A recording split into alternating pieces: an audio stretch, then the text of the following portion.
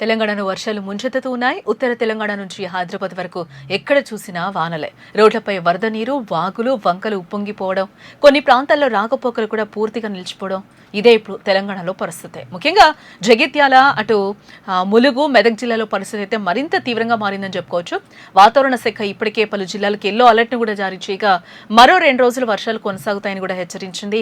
గత 24 గంటలుగా తెలంగాణ వ్యాప్తంగా విస్తృతంగా వర్షాలు కురుస్తూ ఉన్నాయి. ఆదిలాబాద్, జగిత్యాల, ములుగు, మెదక్, వికారాబాద్, కామారెడ్డి, భద్రాద్రి కొత్తగూడెం, జయశంకర్, భూపాలపల్లి, సిద్దిపేట జిల్లాలో మంచి వర్షపాతం కూడా నమోదైనట్లుగా చెప్తూ ఉన్నారు అధికారులు. హైదరాబాద్, మేడ్చల్, మల్కాజ్గిరి, రంగారెడ్డి జిల్లాల్లో కూడా ఎడతెరిపి లేకుండా వర్షాలు కురవడంతో లోతట్టు ప్రాంతాలు జలమయమయ్యాయి. హైదరాబాద్ లో ఉదయం నుంచి కూడా పలుచోట్ల భారీ వర్షం అయితే కురుస్తూ ఉంది. రహదారులపై వర్షపు నీరు చేరడంతో వాహనదారులు తీవ్ర ఇబ్బందులు ఎదుర్కొంటూ ఉన్నారు.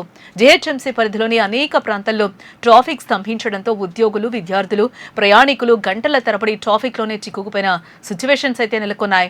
అయితే రాష్ట్రంలో అత్యధిక వర్షపాతం ఆదిలాబాద్ జిల్లా ఇంద్రవెల్లి మండలం హీరాపూర్లో నమోదైందని వాతావరణ శాఖ గణాంకాలు చెబుతూ ఉన్నాయి. అక్కడ 5.8 సెంటీమీటర్ల వర్షం కురవగా తాంసీ, తలమడుగు, ఇచ్చోడ, భోరజ్, మావల మండలాల్లో 4 సెంటీమీటర్లకు పైగా వర్షపాతం అయితే నమోదైనట్లుగా తెలుస్తోంది. అటు వికారాబాద్ జిల్లా మోమిన్పేటలో 4 సెంటీమీటర్లు, వరంగల్ జిల్లా చెన్నారావుపేటలో 3.8 సెంటీమీటర్లు, కామారెడ్డి జిల్లా మొహమ్మద్ నగర్ మండలం మొగ్ధంపూర్లో 3.4 సెంటీమీటర్ల వర్షపాతం అయితే నమోదైనట్లుగా తెలుస్తోంది. అయితే అత్యధిక వర్షపాతం మాత్రం మెదక్ జిల్లా పాపన్నపేట మండలంలో నమోదైంది. అక్కడ ఏకంగా 8.4 సెంటీమీటర్ల వర్షం కురిసినట్లు అధికారులు వెల్లడించారు. అయితే ఈ వర్షాలకు ప్రధాన కారణం ఉత్తర ఒడిశా, పశ్చిమ బెంగాల్ ప్రాంతాలపై ఏర్పడిన తీవ్ర వాయుగుండమే. ఇది ప్రస్తుతం దక్షిణ జార్ఖండ్, ఉత్తర ఛత్తీస్గఢ్ వైపు కదులుతూ ఉండగా దాని ప్రభావం తెలంగాణపై స్పష్టంగా కనిపిస్తోంది. అలాగే రుతుపవన ద్రోణి కూడా ఈశాన్య బంగాళాఖాతం వరకు విస్తరించి ఉండడంతో వర్షాలకు అనుకూల పరిస్థితులు కొనసాగుతూ ఉన్నాయని ఇటు భారత వాతావరణ శాఖ కూడా చెప్తూ ఉంది. ఈ నేపథ్యంలోనే బుధవారం రాష్ట్రంలోని 10 జిల్లాలకు ఎల్లో అలర్ట్ అయితే జారీ చేశారు. అక్కడక్కడ భారీ వర్షాలు కురిసే అవకాశం ఉందని హెచ్చరించారు. మిగిలిన జిల్లాల్లో తేలికపాటి నుంచి ఓ మోస్తరు వర్షాలు పడే అవకాశం ఉందని కూడా చెప్తూ ఉన్నారు. గురువారం, శుక్రవారం కూడా రాష్ట్ర వ్యాప్తంగా వర్షాలు కొనసాగుతాయని అంచనా వేస్తూ ఉన్నారు. ఇక జిల్లాల పరిస్థితి చూస్తే జగిత్యాల జిల్లాలో పరిస్థితి ఆందోళనకరంగా మారింది. రాత్రి నుంచి కురుస్తున్న భారీ వర్షాలతో ధర్మపురి మండలంలోని అనంతారం వాగు, నేరెళ్ల వాగు జాతీయ రహదారిపై నుంచి కూడా ప్రవహిస్తూ ఉన్నాయి.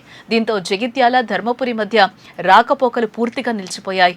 అధికారులు వాహనాలను కల్లెడ, యశ్వంతరావుపేట, వెల్గటూర్ మార్గం మీదుగా కూడా మళ్లిస్తూ ఉన్నారు. ఆక్సాయిపల్లె, నాగారం మధ్య రహదారికి గండిపడ్డంతో గ్రామాల మధ్య రాకపోకలు కూడా నిలిచిపోయాయి. నేరేళ్లతో పాటు పలు గ్రామాల్లో ఇళ్లలోకి వరద నీరు చేరడంతో ప్రజలు తీవ్ర ఇబ్బందులు పడుతూ ఉన్నారు. అలాగే ములుగు జిల్లాలోని ప్రసిద్ధ బొగతా జలపాతం ఉధృతంగా ప్రవహిస్తూ ఉంది. 2 రోజులుగా కురుస్తున్న భారీ వర్షాలకు జలపాతానికి వరద ప్రవాహం కూడా భారీగా పెరిగింది. దీంతో పర్యాటకుల భద్రతను దృష్టిలో పెట్టుకుని అధికారులు బొగతా జలపాతం సందర్శనను తాత్కాలికంగా నిలిపివేసినట్లు కూడా చెప్తూ ఉన్నారు. మెదక్ జిల్లాలో కూడా పరిస్థితి ఇదే విధంగా కొనసాగుతూ ఉంది. హవేళి ఘనపూర్ మండలంలోని దూప్సింగ్ తండా వాగు ఉప్పొంగడంతో చుట్టుపక్కల గ్రామాలకు రాకపోకలు కూడా నిలిచిపోయినట్లుగా సమాచారం.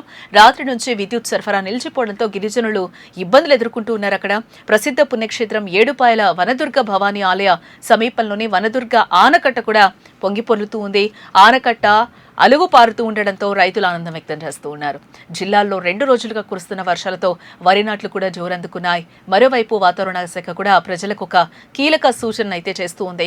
భారీ వర్షాల నేపథ్యంలో అవసరమైతే తప్ప బయటకు రావద్దని, లోతట్టు ప్రాంతాలు, వాగులు, నాళాల సమీపంలో అప్రమత్తంగా ఉండాలని కూడా సూచించింది.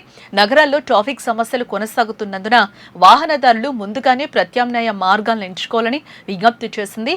మరి మీ ప్రాంతంలో వర్షాలు కురుస్తున్నాయా లేదా అనేది కామెంట్స్ లో తప్పకుండా తెలియచేయండి. వర్షాలపై మరిన్ని అప్డేట్స్ కోసం వేద టీవీని తప్పకుండా సబ్స్క్రైబ్ చేయండి.